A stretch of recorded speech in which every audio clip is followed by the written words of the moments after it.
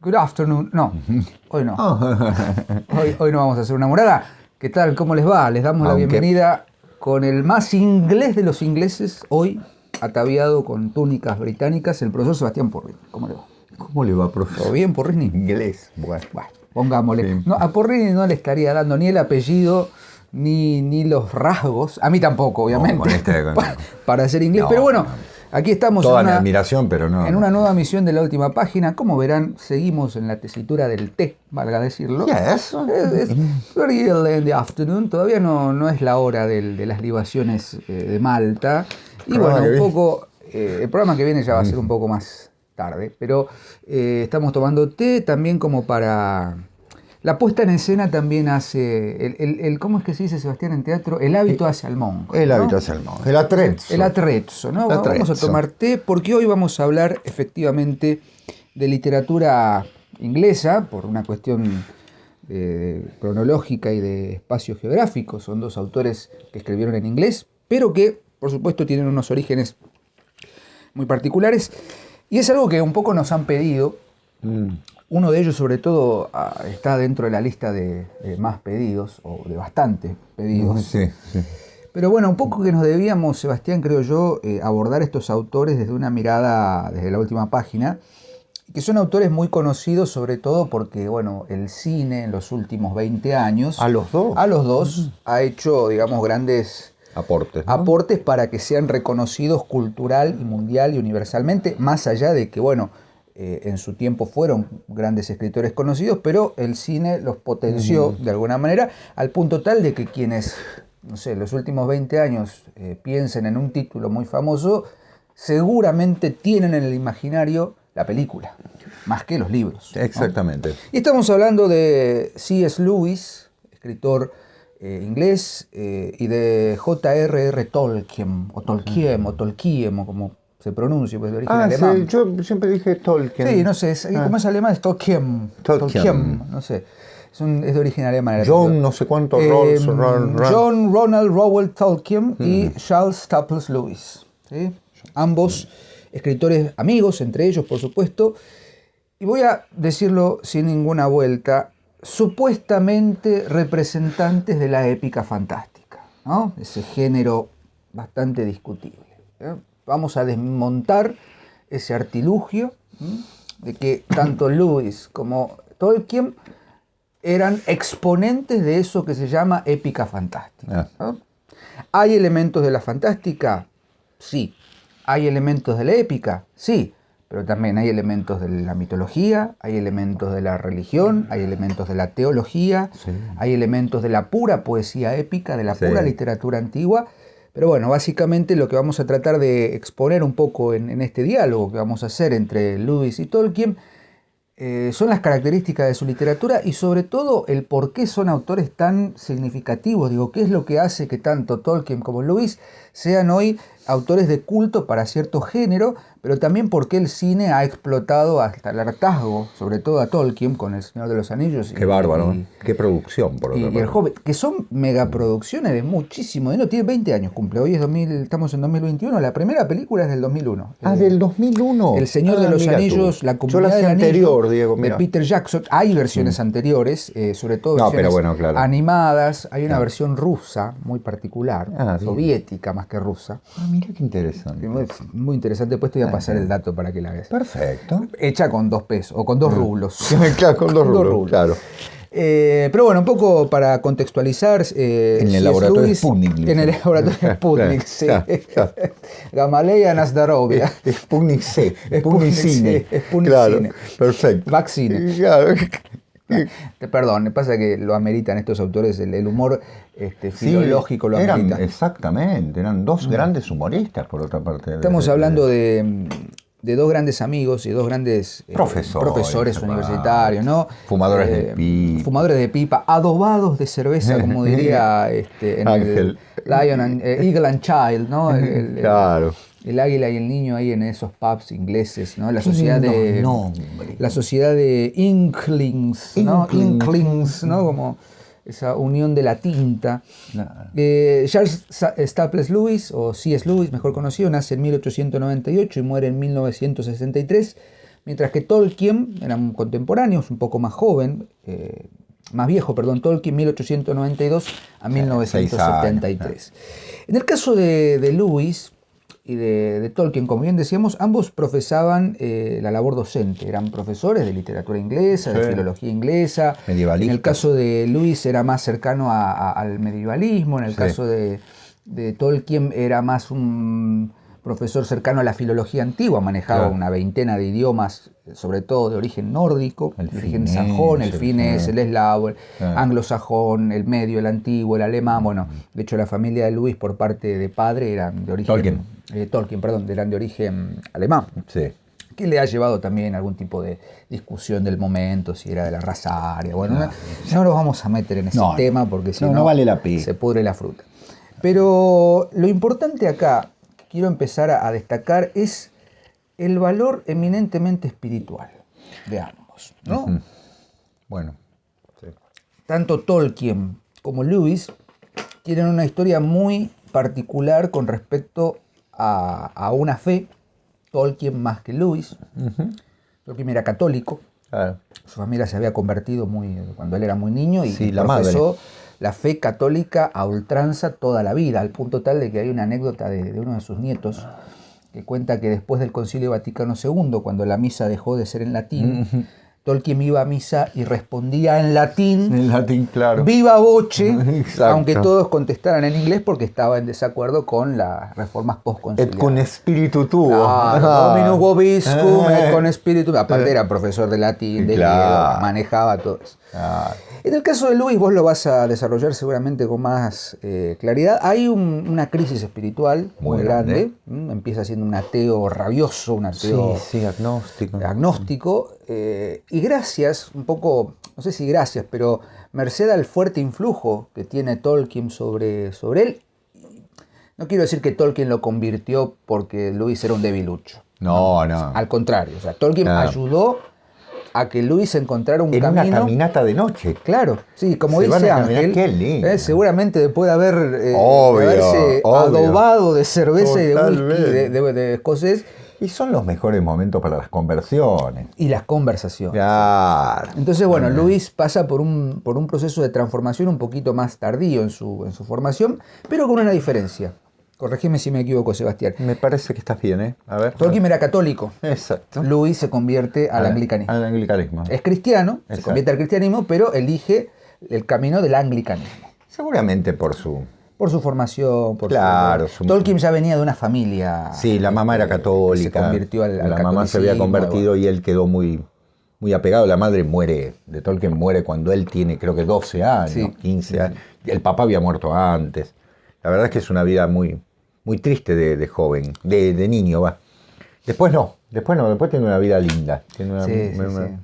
Lewis, al contrario, tiene después una vida bastante triste. En el caso de Tolkien, bueno, un amor imponente por su esposa, de quien se enamora cuando tiene 20 años. Y vos sabés que el cura le decía, no le mandes nada porque hasta que no cumplas la mayoría de edad. El día que cumplió 21 años, Tolkien, le escribió la carta, se enamoró, se casaron, tuvieron 4 hijos, vivieron felices y murieron con 2 o 3 años de diferencia. Sí. Tolkien muere en el 73 y la esposa creo que muere en el 71, por ahí. Claro. Beuren, ¿cómo es? Para Lúthien y... porque tienen en su tumba, lo tengo acá anotado. ¿Dónde está el Silmarillion? Acá. Beren y Lúthien, que son los nombres que él crea de 2 personajes míticos de un amor inmarcesible. Y en las tumbas están J.R.R. Tolkien y la esposa Edith, no sé cuánto, Beren, él y ella Lúthien, ¿no? Como los personajes que crea. Pero bueno, estoy yéndome por las ramas, un poco para entender quiénes eran estos. Pero yo quiero que hablemos, Sebastián, de la obra y del pensamiento y del influjo y de las bases y de los fundamentos. Un poco también para verlos desde otro lado, ¿sí? Yo quiero hablar de 3 elementos. Primero, Tolkien como creador de un mundo mítico imponente. Tolkien como una persona alejada del simbolismo, declarado por él mismo, más cercano a la alegoría, pero no por eso menos trascendente, y luego el Tolkien crítico. Tolkien como crítico literario, Sí. que tiene varios, pero tiene un ensayo que me parece, como se dice, medular para entender qué es la verdadera crítica y qué es la verdadera lectura de poesía. Perfecto. ¿No? Vamos a empezar con el primer Tolkien, o desde mi punto de vista, el primer eje, que es el Tolkien creador de un mundo mítico. Sí. Adelante. Por supuesto, es inevitable a esta altura pensar en Tolkien como el autor, creador, fundador y desarrollador de ese enorme universo que involucra las novelas como El Señor de los Anillos, El Hobbit, El Silmarillion y Historias de la Tierra Media, que en realidad son obras póstumas que recopiló el hijo de un montón de papeles que tenía desperdigados por allí y los reunió en un volumen de miles de páginas llamado Historias de la Tierra Media. De la Tierra Media.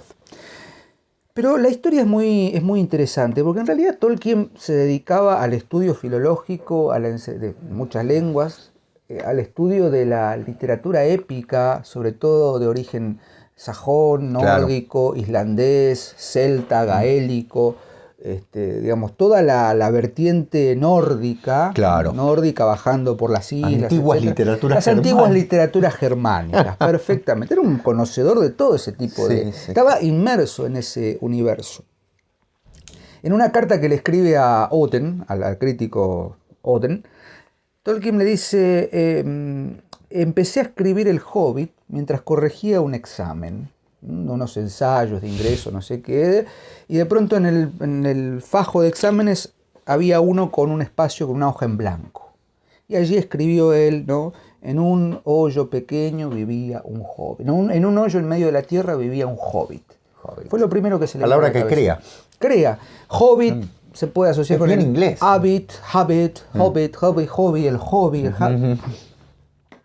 Hobbit no existe, es una palabra inventada. Si bien hay que aclarar que Lewis... me voy a confundir toda la tarde con eso. Importa. Si bien hay que aclarar que Tolkien es un gran acuñador de términos y un gran filólogo, es inevitable hacer un recorrido. Quienes tengan tiempo, ganas y conocimiento suficiente pueden rastrear y pueden leer. Hay muchísimos estudios sobre los orígenes de las palabras, de los términos, y se van a encontrar con la maravilla de que no es que abreva de una sola lengua. Por ejemplo, el élfico, ¿no? El idioma que él crea. Maravilla.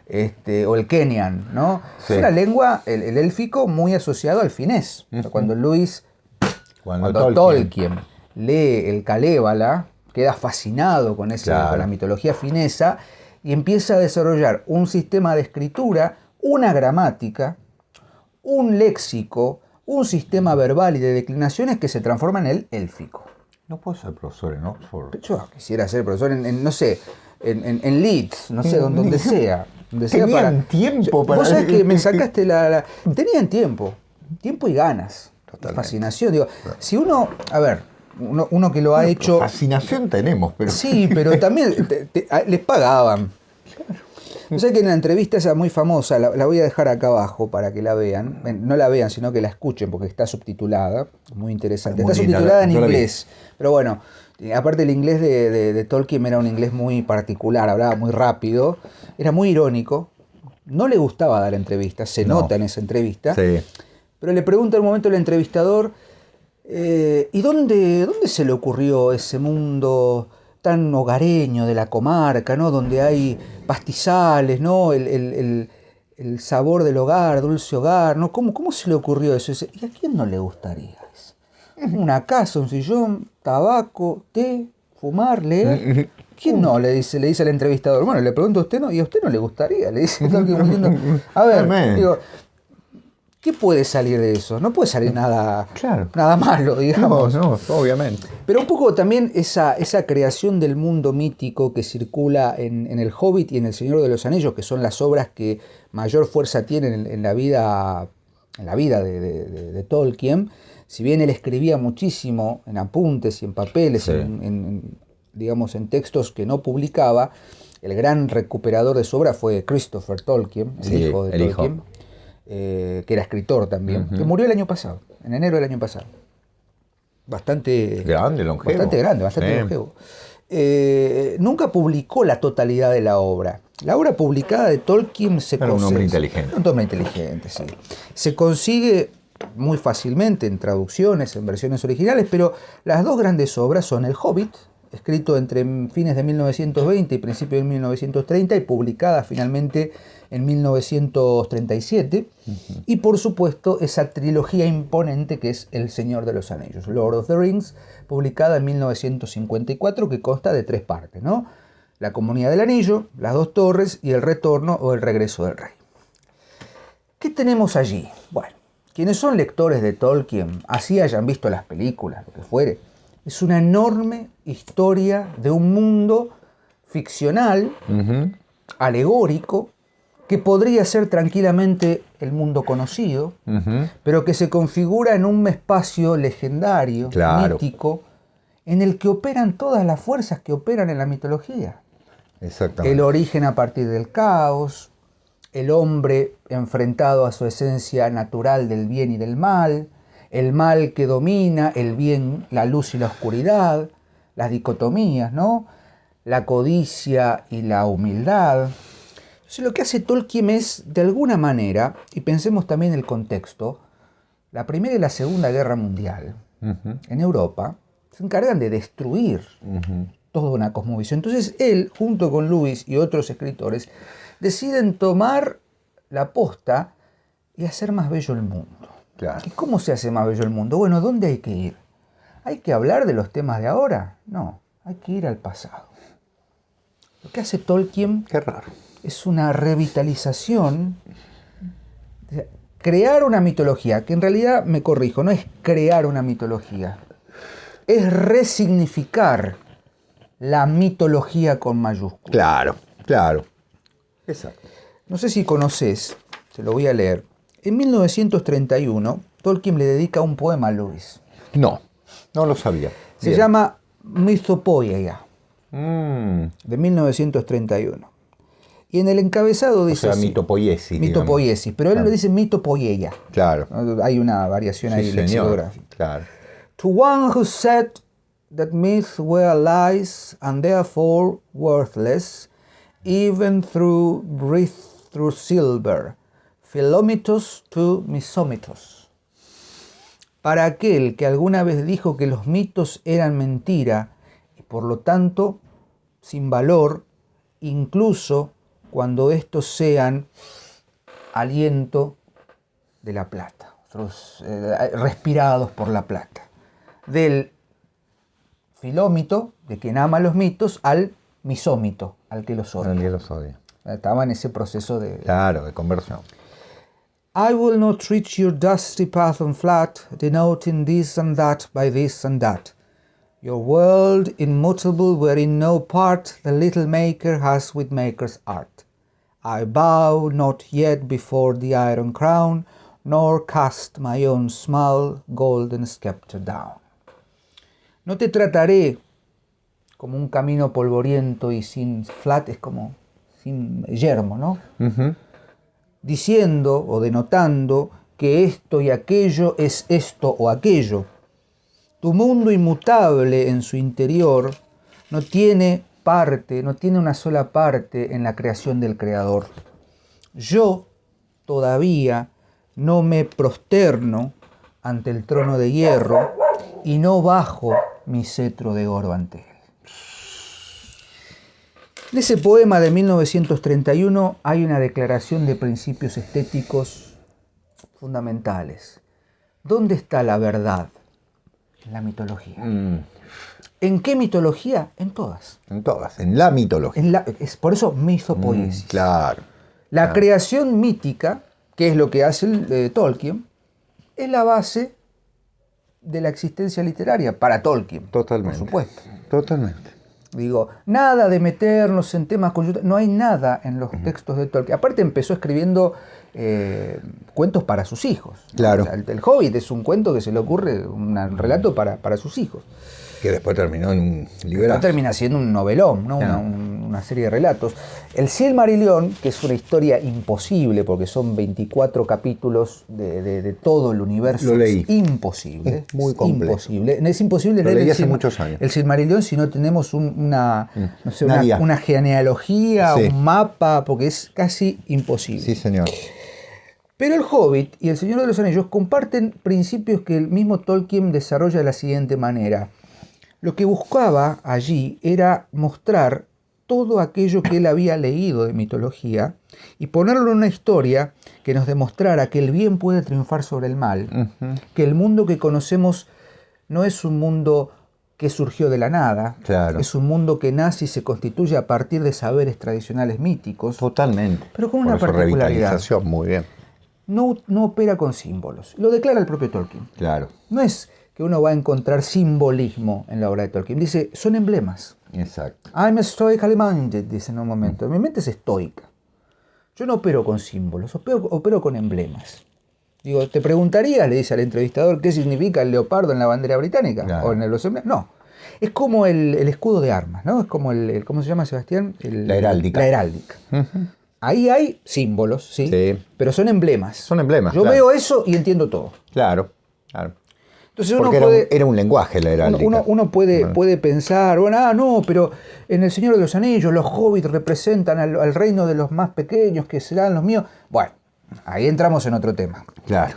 Que no haya símbolos, en el sentido de que nosotros entendemos lo simbólico, no quiere decir que no haya interpretaciones posibles de los emblemas o de los signos que operan allí. Exacto. Digo, son poemas, cuentos, relatos profundamente católicos, con una imaginería católica.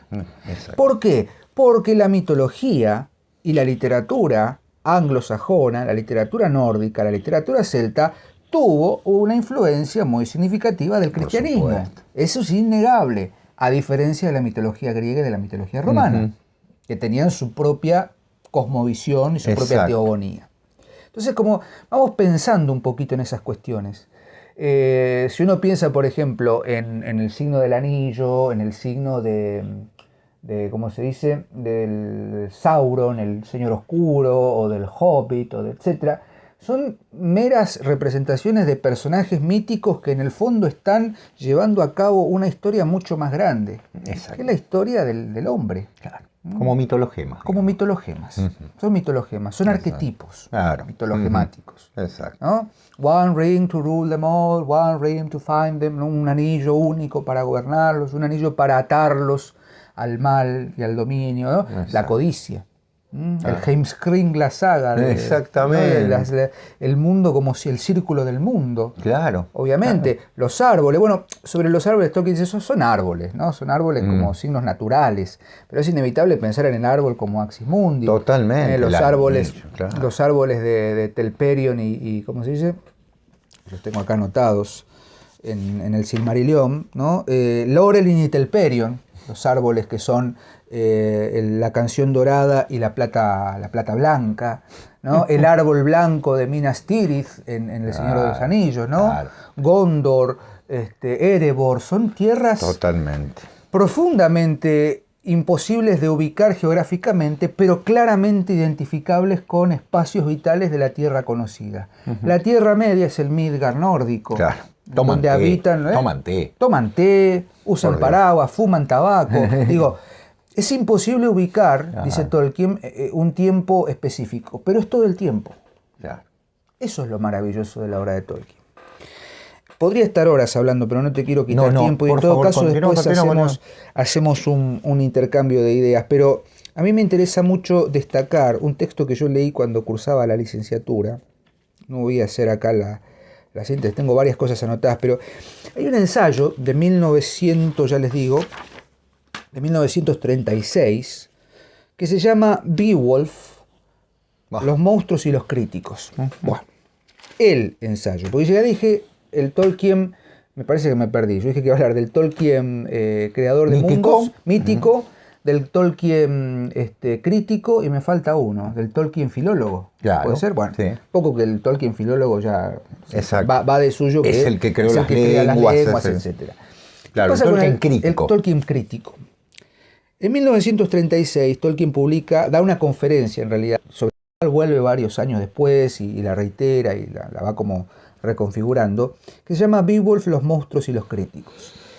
Y ahí lo que hace Tolkien, Sebastián, es una operación magnífica, que es tomar hasta el momento todo lo que se había dicho del Beowulf. Para quienes no saben, el Beowulf es un poema épico anglosajón que es considerado uno de los fundamentales al momento de entender la literatura antigua inglesa, pero que tiene un tema danés, que viene de Islandia y que está dividido en dos partes, que una es en la juventud de nuestro personaje y otra es en la vejez. O sea, como poema épico es raro. Es raro. Es raro. Es muy mágico. Es mágico. Es muy espiritual también. Sí. La historia de Beowulf, si no la conocen, está cristianizada. Si no conocen la historia de Beowulf, es muy simple. Beowulf es el jefe supremo de los Geatas, una tribu de guerreros que es llamado... Los Getas. Que es llamado a la corte de un rey, creo que noruego, para que mate a un monstruo, Grendel, que es enviado por una monstruo mujer que está en la profundidad del mar. Bueno, Beowulf derrota en el Georoth, en el palacio que es el Valhalla, básicamente. Bueno, hay un sincretismo allí muy interesante. Claro. Lo derrota y se convierte en rey. Exactamente. Corta. Pasan los años, muchos años. Beowulf ha envejecido y tiene que enfrentarse a la amenaza de un dragón que ataca al pueblo. Pero Beowulf ya es un hombre viejo, es un hombre anciano. Se enfrenta al dragón, lo mata y muere en ese combate. Y ahí termina el poema. Son dos partes. Vejez al final, juventud al principio. Sobre ese poema se ha escrito una barbaridad de textos críticos, como todo clásico. Entre ellos Borges. Entre ellos Borges. ¿Qué hace Tolkien en el 36? Toma el estado de la cuestión y empieza a rebatir cada uno de los argumentos. Bajo una sola premisa. El tema del Beowulf es la mortalidad del hombre. Punto. Es un poema. No debe ser leído ni como un documento histórico, ni como el símbolo de esto, ni como la representación de las tribus que en la Edad Media o en la Edad Baja Edad Media o en la Edad Antigua se enfrentan. Es un poema y como poema es perfecto en su métrica, en su filología, en su estilística. Son como grandes bloques, dice Tolkien, en el texto que encajan perfectamente. Y en definitiva es la historia de la juventud y de la vejez. La vejez del héroe destinada a la muerte. La única gloria es la muerte digna en combate. Punto. Por supuesto es mucho más largo, por supuesto... The Monsters and the Critics. ¿Por qué los monstruos y los críticos? Porque lo que hacen los críticos es destruir la esencia del texto, como el monstruo destruye la... ¡Qué maravilla! Los arquetipos, por ejemplo, la lucha con el dragón, se da en el Hobbit, la lucha contra Smaug, que además es la lucha que se da en la saga de los Volsungos, en la Volsunga saga, el Siegfried contra el dragón Fafner. Digo... Son temas comunes que ya estaban en la literatura. Lo que hace Tolkien es resignificar el mito, los gemas. Exactamente. Y por supuesto, darle un aire fresco, darle un aire nuevo y convertirlos en temas universales. Exacto. Regresa a ese mundo perdido. Exacto. Podría seguir, pero vamos a dejar acá para que vos tengas también... No, vamos bien. Creo que estamos... Mirá. No sé cuánto, ya creo que hablé como 40 minutos. No sé. No importa. Perdón, no es por una cuestión No. Qué maravilla que evidentemente entendió, porque realmente el valor de la mitología como un elemento creativo. Es, ¿no? Por eso mitopoie. Claro. Poiesis. Y fijémonos, Diego, que debe ser uno de los libros más vendidos, sin lugar a dudas, de la segunda década, de la segunda parte del siglo XX. Si querés, después hablamos de las adaptaciones, claro. O me permito hacer alguna observación. No quiero quitarte monopolizar la palabra, porque si la gente se aburre, ¿viste? Ortega no lo hablará por... No, pero esto es... Yo voy a hablar sobre de las adaptaciones cinematográficas, ¿viste? No, te decía... En el sentido de... ¿La venta de libros? Sí, claro. Sí, por supuesto. Sí, no, eso sí. Hay que animarse a leer. No quiero hacer acá el resumen de los argumentos porque sería imposible e improcedente. No vale la pena. Ya tenemos El Señor de los Anillos, son 3 tomos de 800, 500 páginas cada uno. Yo te voy a decir la verdad, Diego, yo lo leí y lo tengo. Lo tengo ahí en la biblioteca. Mi hijo mayor también lo leyó. A él le gustó mucho. ¿El Hobbit o el Señor de los Anillos? El Hobbit se lo regalaste vos, ¿te acordás? Para el cumpleaños. Y yo le había comprado El Señor de los Anillos. Qué desastre. Lo del Hobbit, pobre. No, está perfecto. Le encantó. A Santiago. A Santiago le encantó. De hecho, la vez pasada me pidió que quería releer una parte. Bueno, perfecto. Nada que ver a las películas espantosas que se La copian de segunda Jackson. parte es densa, es más densa. Que yo entiendo, es un proceso, entonces... Es el camino del héroe. Claro. Más alargado. No le dieron el premio Nobel porque decían que su prosa era inerte, algo así. Bueno. Lo habían recomendado para el Nobel. Pero por un lado mejor, qué sé yo. Sí, por supuesto. Bueno, si querés después charlamos un poquito más. Sí. Bueno, con respecto al señor Clive Staples, yo dije Charles. Clive Staples Lewis. Luis, yo le voy a decir Luis. El amigo Luis. Bueno, que ya Diego hizo toda la introducción, así que me viene al pelo. Hay dos aspectos. O sea, Diego marcó muy bien los tres aspectos de Tolkien. En este caso, en Lewis hay dos grandes aspectos.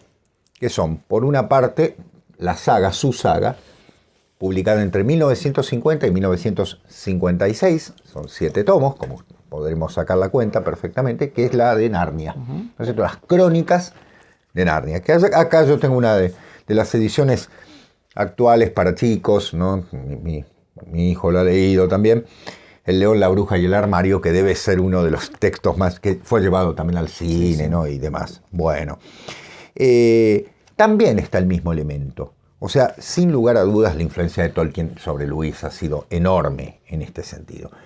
Con un mensaje cristiano claro, ¿no es cierto? Aquí es el león, ¿no? El elemento justamente de sacrificio, de autosacrificio, de entrega, y con ciertos elementos mágicos del cuento tradicional, porque ya que Diego explicó el origen, el comienzo del Hobbit, fíjense el comienzo de El León, la Bruja y el Armario, dice, había una vez, listo, ¿no?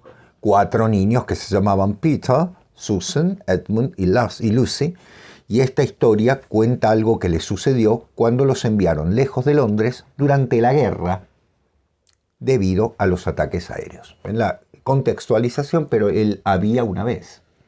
O sea, el había una vez es fuera del tiempo, pero a la vez nos mete en la Segunda Guerra Mundial, ¿no? Hay una presencia de la realidad muy notable. Ambos vivieron la guerra y en ese sentido Inglaterra, lo sabemos, sí, ¿no? Hecho, Tolkien, Oxford y Cambridge se salvaron porque había un pacto, Tolkien estuvo en el frente. Claro. En la batalla del Somme, por ejemplo. En la primera. Estuvo como operario de comunicaciones. Después se enfermó, lo mandaron. Claro. Ellos todos, ¿eh? Es increíble. Es decir, por una parte, esta, digamos así, colección de textos, o mejor dicho, como una especie de saga, ¿no? En relación con Narnia, que tiene todo un tema que es, por medio de un armario, se pasa a un reino de maldad, ¿cierto? De oscuridad. Bueno, ahí está, el bien, el mal, los grandes temas. Como bien dijo, digo, no me voy a detener en eso, porque... Primero porque es muy conocido, segundo porque querer resumirlo sería arruinarlo. Es un texto que... Sería aburrido contarles algo que pueden ir a leer inmediatamente. Lo que sí quiero decir, y avalar lo que dice Diego, también es un texto de carácter alegórico, muy alegórico. Los símbolos, los elementos utilizados son casi, digamos así, posibles de ser repuestos perfectamente, ¿no? Nos damos cuenta que el sacrificio es tal y que el iniciado es tal y demás, ¿no? Eso no quita valor. Por supuesto. Desde el punto de vista literario no le quita valor. La otra fase de Lewis. Bueno. Acá preparémonos, porque claro, ahí viene algo. Igual tengo una sorpresa para el profesor, que lo tengo en mi ebook, porque como libro no lo tengo. Yo de Lewis tengo la Crónica de Narnia, y los demás los tengo todos en ebook. Como bien dice Diego, sufrió una conversión.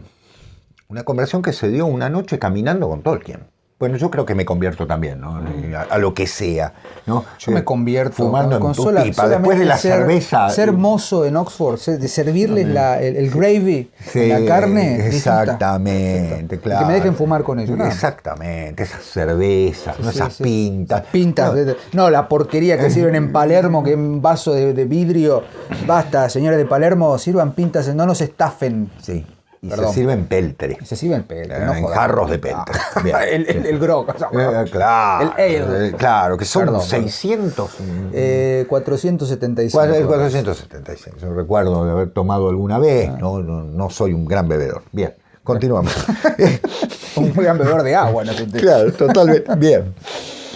Bien. Sufre una conversión, como decíamos, ¿no? En esa conversión maravillosa.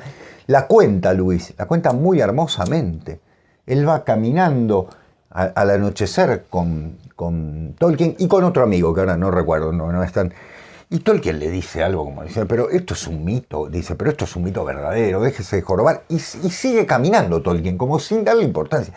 Y Lewis queda golpeado, porque es un profesor medievalista y demás, y se queda pensando en eso. Y al otro día van en moto, yo quisiera sacar una foto, ¿no? De eso, en los años 20, van en moto al zoológico.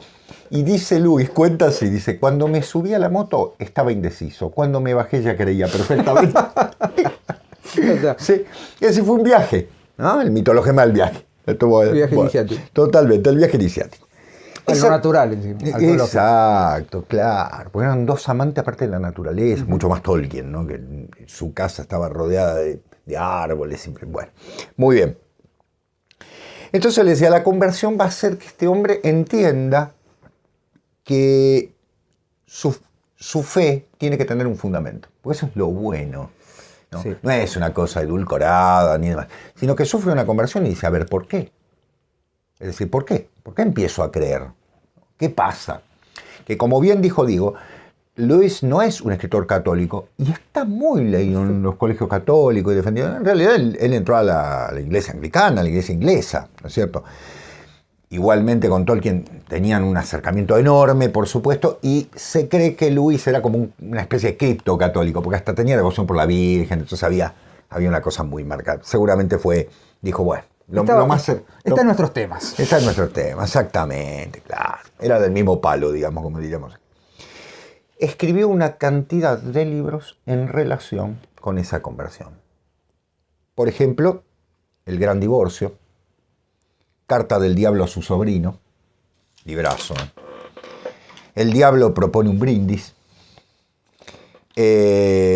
Cautivado por la alegría, que también está traducido como Atrapado por la alegría. Y Una pena en observación. Bien, me voy a detener en cada uno rapidito. El Gran Divorcio es el tema del bien y el mal. Está en primera persona, el enfrentamiento entre el bien y el mal, ¿sí? Y la pregunta es la siguiente. Es una primera persona que está en el infierno y no lo sabe. ¿Por qué? Porque las personas que están en el infierno, las almas que están en el infierno, mejor dicho, desde esta concepción, ¿no? Por supuesto, ¿son qué? ¿Cuál es el gran pecado? El egoísmo, el yo. Miren qué belleza. O sea, no es la lujuria, no es dantino el término, sino el egoísmo. Porque eso lo comparte con Tolkien. ¿Cuál es el gran error? Creernos omnímodos. Entonces, soy yo el centro del mundo. El mundo existe porque yo existo. Bueno, estamos fritos, ¿sí? Cuando Dios es todo amor. Entonces lo opuesto, ¿sí?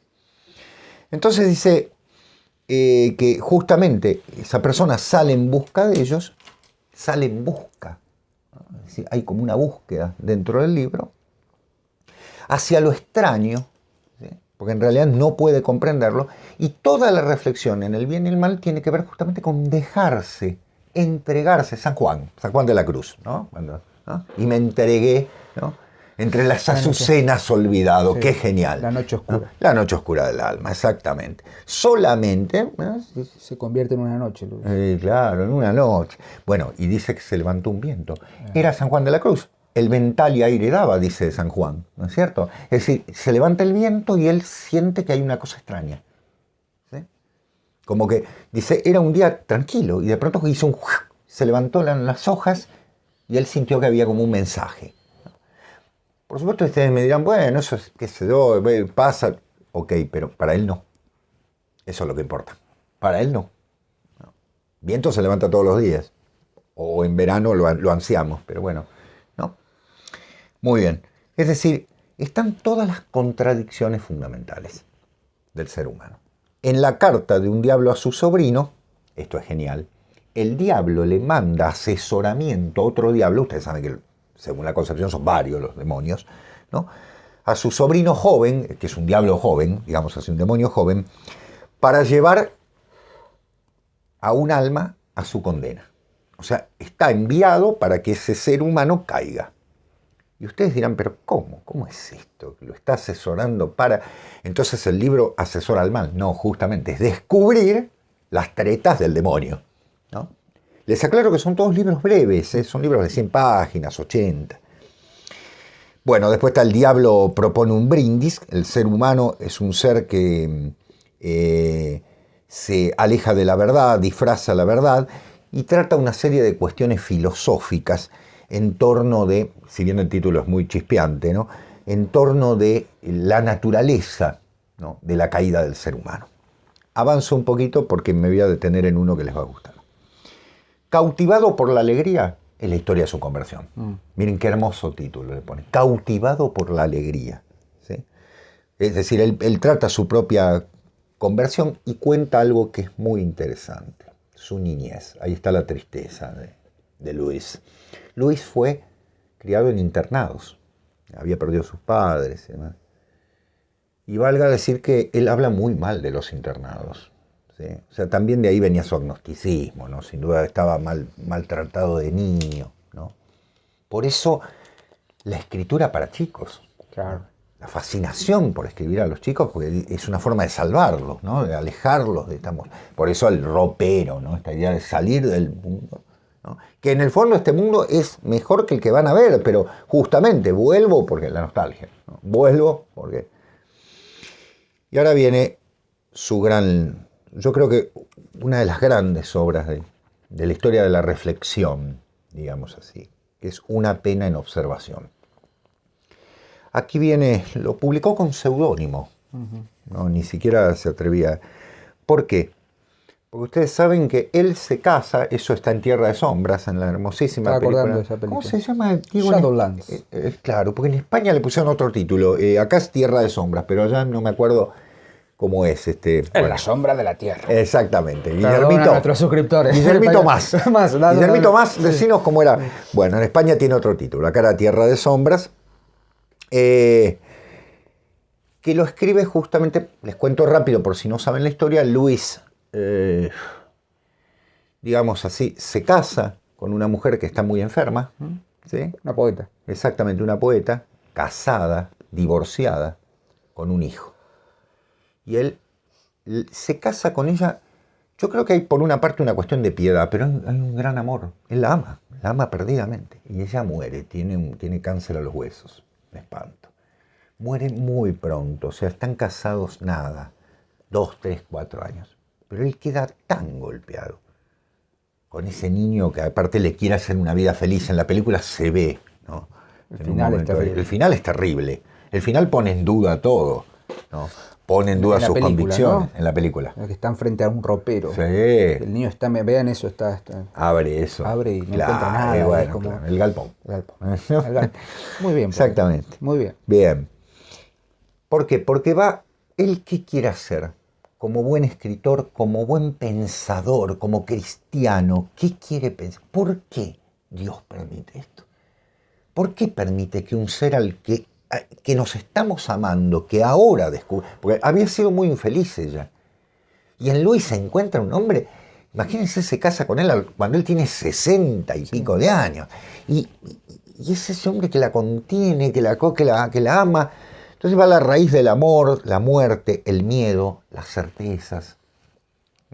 Una pena, por eso una pena en observación. Es decir, el dolor tiene que enseñarme, bueno, ¿no? Aprendemos por el dolor. Yo siempre digo a mis alumnos, perdón Diego por el paréntesis, pero siempre le digo a mis alumnos, cuando nos reímos, estamos disfrutando de una manera estupenda, ¿no? Es estupendo. Pero cuando sufrimos, ¿cómo aprendemos? ¿No? Cuando el sufrir me cambia. Es el pozo al cual el héroe tiene que bajar, ¿sí? Siempre, todos los días hay algo de eso, ¿no? No me quiero poner en Paulo Coelho de tercera, pero más o menos esa es la idea. Ustedes saben que una de las cosas fundamentales de esta generación era que estaban signados por algo. Hubo un señor en Austria, a fines del siglo XIX, comenzó el siglo XX, que desarrolló una disciplina. Me dio frío de pronto. Te dio frío, ¿no? Sí. Los franceses dicen froid. Muy bien, el buffet froid. Bien. Es decir, vino a decirnos que había algo que dominaba, ¿no es cierto?, nuestra conciencia, etcétera, etcétera. Bueno, aparte, bueno, muy bien. Todo Qué pareteando en eso, ¿no? Me salió así, claro, me sale el tano. Esta generación, la de Tolkien, la de Lewis, viene a querer superar las ilusiones del psicoanálisis. ¿Cómo? Con las certezas de la fe. Eso es muy interesante, ¿sí? Yo sé que cuando una persona está sufriendo algo, recurre a, no hay nada malo, pero después va a necesitar dar el salto. Siempre es un salto a la fe, es un salto al vacío. Acuérdense de la película cuando salta, ¿no? ¿Cómo se llama este Diego? Indiana Jones, la última cruzada es cuando tiene que saltar. No. La última cruzada, sí. La última es un cruzada. salto de fe. Es un salto de fe. El hombre penitente hace un salto de fe. Claro, hace un salto de fe. Eso es la fe. Saltás al vacío. ¿Qué sé yo? Bueno, muy bien. Tiene un libro muy interesante sobre esto que se llama Mero Cristianismo. Así, Mero Cristianismo. Mera Cristianismo. Claro, el simple cristianismo. ¿Por qué? Porque Lewis dice que tenemos una visión oblicua de la realidad. Oblicuo es esto. Al sesgo. Sí. Y yo Subía pensé... tanto y tan al sesgo. Claro, el oído que absoluto. el mundo parecía estar inclinado. Exactamente. Marcelo Cohen. Se me enfrió el té. Bueno, ya es hora de ir despidiéndonos. Pero, ¿qué es esto, Diego? ¿A qué le recuerda de la mitología griega? Al que mira oblicuamente, al que hiere de lejos. Sí, señor. Apolo Loxias. ¿Qué bolón Apolo? Exactamente. Porque esa mirada es la mirada del Dios. Justamente. ¿No? Tenemos una mirada oblicua, pero también el Dios nos mira oblicuamente. ¿Sí? Esa tradición. Y ahora me despido con esto. Lewis escribió un texto que se llama El abandono del hombre, 1943. Si pueden, ya vayan a internet y bájenselo. ¿Sí? No importa que lo lean completo, pero sobre todo el comienzo, el primer capítulo. ¿Qué dice allí? Es una conferencia, ¿sí?, que está dando. Vieron que Diego y yo tenemos un karma, vamos a decir, porque ya no es una condena, es un karma, que se llama ser profesores, ser docentes. Bueno. Ni siquiera es un apostolado. Claro, un apestolado. Un apestolado. Exactamente, un apestolado. Bueno. Entonces Luis, se macana invitado a dar una que charla. después nos quedamos sin audio. Claro, exacto. Invitado a dar una charla, empieza la charla de este modo. No lo voy a leer todo, porque... diciendo que, bueno, que agradece, por supuesto, y que va a hablar de un libro que le obsequiaron, que me llegó, que es un libro para la educación de los niños, ¿sí? ¿No? Que por supuesto no lo va a nombrar, dice, le voy a poner el libro verde, ¿sí? El libro verde, correcto, ¿sí? Y cuyos autores son dos profesores muy bien intencionados, dice. Pero, dice, no los voy a nombrar, les pone Gallo y Tito. Así. No, escuchen porque es maravilloso. Dice, entonces dice, llamaré Gallo y Tito a estos señores. En el segundo capítulo, lo voy a leer porque Diego va a montar en cólera. Gallo y Tito citan la conocida historia de Coleridge en la cascada. Recordemos que había dos turistas presentes. Uno la llamó Sublime y el otro Linda. Y que Coleridge mentalmente aprobó el primer juicio y rechazó con disgusto el segundo. Hasta ahí Coleridge. Ahora vienen Gallo y Tito a meter mano. Gallo y Tito opinan lo siguiente, comillas, y cita el libro. Cuando el hombre dijo esto es sublime, parecía referirse a la cascada. En realidad, no estaba hablando de la cascada, sino de sus propios sentimientos. En efecto, lo que estaba diciendo en realidad era tengo ciertos sentimientos asociados en mi mente a la palabra sublime. O más brevemente, tengo sentimientos sublimes. He aquí varios temas bastante profundos tratados un poco a la ligera, pero los autores aún no han terminado. Añaden, esta confusión está siempre presente en el lenguaje. Escuchen bien, el texto de Coleridge, ¿en qué se convierte? En el uso habitual que hacemos de él. parecemos estar diciendo algo muy importante sobre una cosa y en realidad solo decimos algo sobre nuestros propios sentimientos. Entonces dice, ahí viene el gran Luis, maestro. Antes de entrar a considerar el verdadero alcance de este trascendental parrafito, destinado, recordemos, a los últimos años escolares, debemos eliminar una simple confusión en que Gallo y Tito han caído, pues incluso desde su propio punto de vista, o desde el que sea, el hombre que dice esto es sublime no puede querer decir tengo sentimientos sublimes. Incluso si se concediera que cualidades como la sublimidad fueran única y simplemente algo que proyectamos en las cosas desde nuestras propias emociones, aún así las emociones que activan la proyección son los correlatos y por lo tanto casi los contrarios de las cualidades proyectadas. Los sentimientos que hacen que un hombre califique un objeto como sublime no son sentimientos sublimes, sino de veneración. Si se va a reducir esto es sublime a una declaración sobre los sentimientos del hablante, la interpretación adecuada sería tengo sentimientos de humildad. Si Gallo y Tito fueran consecuentes en aplicar a todo la perspectiva propuesta, llegarían a obvios absurdos. Se verían obligados a afirmar que la frase tú eres despreciable significa tengo sentimientos despreciables. De hecho, tus sentimientos son despreciables vendría a significar mis sentimientos son despreciables. Es una clase de lengua dada, esto es el comienzo nada más, de una genialidad tan grande. ¿Por qué? Porque ¿qué están confundiendo? Lo que están confundiendo muchísimos autores de libros de lengua de la escuela primaria y secundaria, desde hace años, porque esto es de 1943, tiene casi 80 años, en torno de lo que es la percepción de la sublimidad y en torno de lo que es el sentimentalismo personal. Me queda claro, o sea, el símbolo o la mera, ¿cierto? La mera imagen interior, por decirlo de una manera, porque no se me ocurre el índice, por decirlo de una manera, ¿sí? Del sentimentalismo barato y psicoanalítico. Por eso reacciona. Por eso decíamos, reacciona contra eso. Por eso les traje el ejemplo, ¿no? ¿Cómo podemos destruir un texto de Coleridge? ¿No? Del valor de Coleridge, que como gran filósofo, porque en el fondo, un gran poeta filósofo, ¿cuál es el sentido? Dice, el primero, lo sublime, porque entiende que es el correcto. En cambio, estos dos pelafustanes que escriben el libro, ¿qué dicen? Coleridge se equivoca, en el fondo, porque lo que es sublime son los... No hay ninguna traslación de nada. No es un sentimental. Yo no traslado los sentimientos. Si no, está muy bien lo que dice Luis, ¿no? Es al revés. Siento humildad ante lo sublime. Claro. Por eso me resulta sublime. Por eso me resulta Porque sublime. Porque lo sublime es inalcanzable. Exacto. Por eso es genial. Tus pensamientos son despreciables porque los míos son despreciables. Claro. Pienso que tus pensamientos, porque yo siento. Eso es la traslación. Desde el desprecio. Claro. Eso es en última instancia una enfermedad. Totalmente. Bien. Pero vos fíjate, es muy interesante. No conocía este texto de Luis.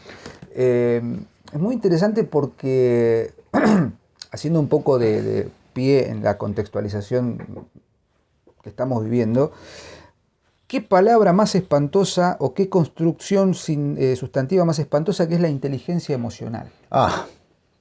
¿No? Vos como docente, en mi caso también, pero en mi caso con un plus, que es la razón no conoce las razones del corazón, claro, decía más claramente, ¿no? Leibniz. Pascal, perdón. En mi caso, como parte de un equipo directivo, bueno, Cecilia también lo sabe, la proliferación de paradigmas pedagógicos sostenidos en la emocionalidad, en el enfoque holístico, en el enfoque, qué sé yo qué, es un gran destructor de lo que es la educación. Bueno, Luis está hablando allí de un libro de pedagogía, ¿no? De educación. Claro, de un libro de lectura. Un libro de lectura, digamos, de los pibes, claro. Libro de texto. Un libro de texto, exactamente. En 1943, seguimos en el 2021 y la cantidad de proliferaciones hoy, ad hoc, para trabajar la inteligencia emocional es espantosa. Claro. Pues la educación se ha convertido en pura emoción. Y la única emoción que puede haber es en la de descubrir y en la de sentirse justamente Sé como dónde ese vas. primer observador, siento la humildad de no poder ponerlo en palabras. Claro, porque como Dante ante el porque lo ser. sublime Claro. no se puede poner en palabras. Claro, es sublime. No tengo sentimientos sublimes. Soy un pelotudo que está mirando una cascada. Exacto. Y ponete frente a las cataratas del Iguazú, o las cataratas Claro. del Niágara, o cualquier fenómeno que nos deje... Bueno, hay quienes dicen, ¿no? Quienes van a ¿cómo se llama? A esta ciudad incaica, Machu Picchu. Machu Picchu. Claro. Bueno, el poeta chileno Pablo Neruda escribió, ¿no? Alturas del Machu Alturas de Picchu. Machu Picchu. Sí, Pues señor. esa experiencia yo no la he vivido, pero he vivido otras. No puedo poner en palabras. Si yo digo, esto es magnánimo, un poco el chiste cuando hago el Incli y todo, es en el código nuestro, pero lo sublime no es, ay, yo como pienso de manera sublime, como ciertas personas que nos molestan a veces. Yo pienso todo de lo sublime. No, no sos sublime. Sos un simple hombre, un ser mortal que está observando algo que es sublime. Exacto. Y un poco la cuestión onanista de buscarle el juego, de no, porque el alumno es dueño de su aprendizaje. No. Perdón, estamos haciendo un recreo cuando no habría que hacerlo. Claro. No, pero fue por Luis. Pero yo te dije, vas a ver que va a despertar. Estos señores, estos caballeros, bueno, de hecho, el gran comendador de la Orden Británica, Claro. Tolkien, ¿no? Nombrado por la reina Isabel, de pie señores,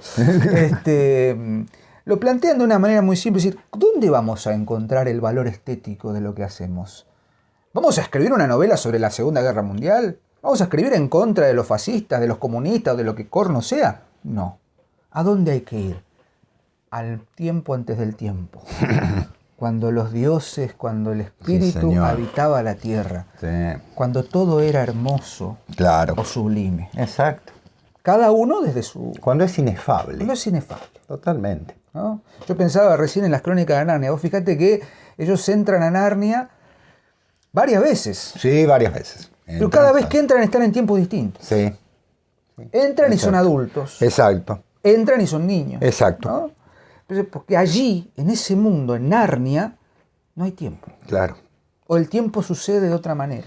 Exactamente. Dice, ¿qué es la Tierra Media? ¿La Tierra Media es el Midgard de los nórdicos? Puede ser el Midgard. Dice, sí, de hecho la raíz es Middle Earth, Midgard, ¿no? La Tierra del medio. De hecho, Midgard, la Tierra que está en el medio entre Asgard y Niflheim. Pero es fundamentalmente la Tierra. Es la Tierra. Porque es donde estamos los hombres. ¿En qué tiempo? Es un tiempo eterno. Claro, es un claro. tiempo, ¿Qué es 1820? 1515. Sí, pero en la Edad Media no fumaban en pipa con tabaco. No había tabaco. Es del siglo XVI, XVII. Claro, el té también. Pero y los hobbits están vestidos con chaleco y con ropa de tweed. Bueno, eso. Pero justamente en esa suerte de sincretismo mítico, legendario, es donde opera la verdadera literatura. Exactamente. Son literarios. Yo he leído trabajos de lectura así alegórica en torno del Señor de los Anillos, vos también lo has leído, Diego, sin duda, que quieren decir que es un poco el Evangelio, Frodo es Jesús y demás. Me parece muy bien, no las voy a negar, incluso quien las hace es una persona muy preparada. Ustedes saben que en Argentina existe una sociedad Tolkien. Sí, en todo el mundo existe. Totalmente, claro. Pero me parece una lectura absolutamente alegórica, demasiado. Si bien hay alegoría, es demasiado alegórica. Porque es mucho más apertura. Tolkien escribiría un ensayo autorreferencial sobre los monstruos y la crítica del propio Tolkien. Sí. Es muy borgiano lo que estoy planteando. No, pero está muy bien. Digo, ¿qué pasaría si Tolkien hoy mirara todo lo que se hizo? Inclusive cinematográficamente. Bueno. No se puede hacer una película de 9 horas, como es lo que dura El Hobbit, con una novela de 500 páginas. No, claro. No se puede. No se puede jugar así con la expectativa del público. No. Por una cuestión monetarista, ¿no? Yo he visto las películas 100 veces. El Señor de los Anillos, cada vez que te la pasan por televisión, la miro porque es entretenida. Obviamente. Pero claramente quienes leyeron saben que eso es imposible. Y primero, no tiene que ver con que el cine sea inferior a la literatura. No, que ver, porque eso no es cine en todo caso, no es otra cosa. Cine, claro. Es puesta en escena, es documentalismo, es mainstream, es fanservice, y todo lo que quiera. Chapó, sombrero ahí a McKellen como Gandalf, no hay mejor Gandalf que él, está todo bien. One ring to rule, you shall not pass. En un momento, bueno, está todo bien. Es un actor shakespeariano. Claro. Pero digo, primero, no se puede trasladar 1500 páginas de novela a 9 horas de película, como no se puede trasladar 500 a 9 horas de película. No sé si me explico. Es totalmente. El Hobbit es un librito así, y son 9 horas de película. No, qué loco. El Señor de los Anillos es un volumen así, y son 9 horas de película. Claro. Digo, ¿dónde está el parámetro? Bueno, el parámetro es que obviamente hay una adaptación, qué sé yo qué, pero parece que todos entendieron a Tolkien porque vieron la película. Exacto. No es así, es mucho más complejo. Exacto. Y más bello.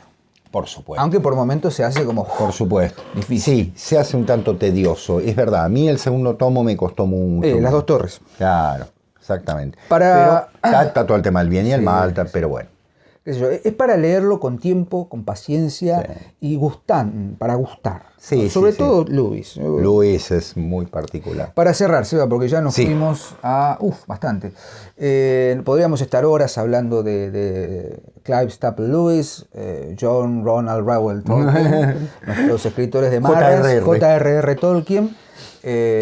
Invitamos a que, relean, lean, busquen, investiguen, piensen, miren de otra manera, pero se van a encontrar con dos autores que son realmente muy valiosos. Sin duda. Muy entretenidos, por cierto, y que valen la pena. Sí. Que valen la pena. Sí, hacen reflexionar, hay mucho material. Por nuestra parte quedan cosas por fuera. Yo estaba Muchísimo. En Evelyn Waugh otra vez, ¿no? La revitalización del afecto, pero eso es tema de otro. Es tema, exactamente, algún recreo. Gracias por estar allí. Nos volvemos a encontrar el próximo lunes en La Última Página y como siempre los jueves en el hilo de Ariadna o en algún recreíto o con algún héroe, con algún brujo, con algún rey. Exactamente. O quién sabe dónde. Pero acá estamos, firmes y seguimos leyendo. Seba, como siempre, un placer. Lo mismo, Dieguito. Gracias y nos vemos. Adiós. Gracias.